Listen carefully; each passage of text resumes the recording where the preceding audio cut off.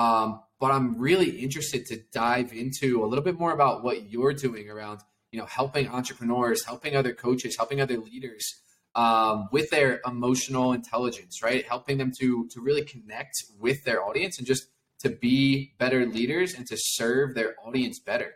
So I would love to hear a little bit more about like how you got into this space, how you found your passion for this.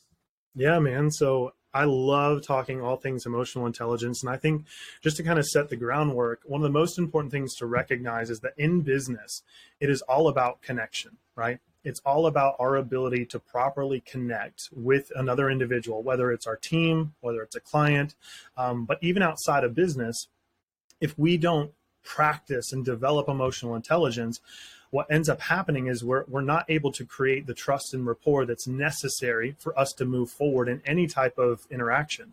And what's really fun in the work that I get to do with a lot of different entrepreneurs is that I'm helping them to navigate this line around boundaries, around priorities, around self-image, self-sabotage. Because most often what I find, Mike, all of us, to some degree or another, we know what we need to do. Mm-hmm.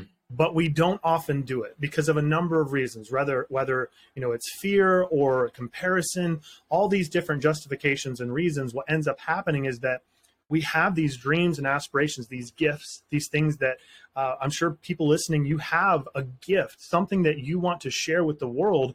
And maybe you're hung up on, do I really want to make money from this? And if I do, how do I not sell my soul in the process? How do I love the art form or the gift of my knowledge or whatever it is? And so what I've been able to create over the past number of years has really come out of a background of experience in the corporate world, as well as just I've been married for going on 8 years. I've got 3 kids. I'm definitely not an expert on marriage or parenting, but I've got a few years under my belt, and all these things overlap. All of these things overlap because of our mental programming, how we see the world and how we see ourselves. And so that background in sales and marketing and all that, this stuff eventually led me to this place where I realized that my gifts, my natural gifts, top strength. Anytime I've taken a strengths test, the last 15 years, if you've ever heard of Strengths Finders, the number one strength has always been empathy. That's followed by adaptability, connectedness, inclusivity. So I love relationships. I'm all about human connection, but I had a really hard time understanding how to number one, appreciate that, because to be honest, Mike, when I was younger and I found out empathy was a strength, and I was like, that's not exactly a manly characteristic. What the heck? Like, I'm not too happy that's a strength. But I started to realize that I had a unique perspective on business, especially in the realm of content creation and digital marketing and connecting with people and really being able to build a following and a fan base and be able to serve and empower other people with whatever it is, whether you have a service or a product.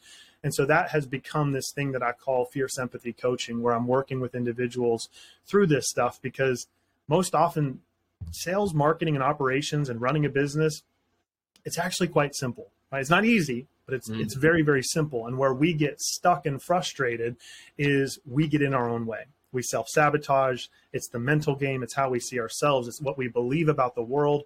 And so, man, I'd love to throw that back at you, Mike. I mean, I know that people get to listen to you all the time.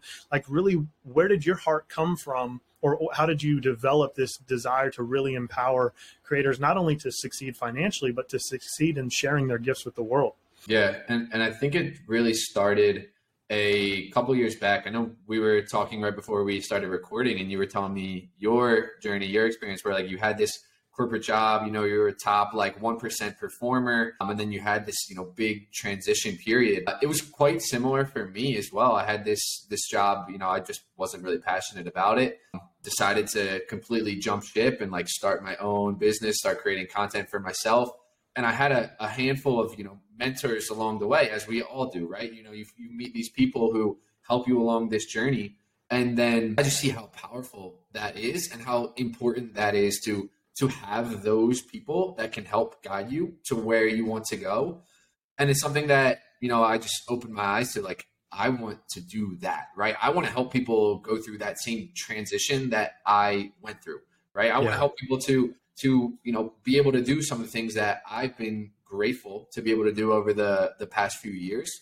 So yeah, that's had such a huge impact on me, like going through this process, and now kind of, I live in Colombia now, basically just been traveling Central America. Like, I want to help people be able to do that by giving them the tools that they need. I love it, man.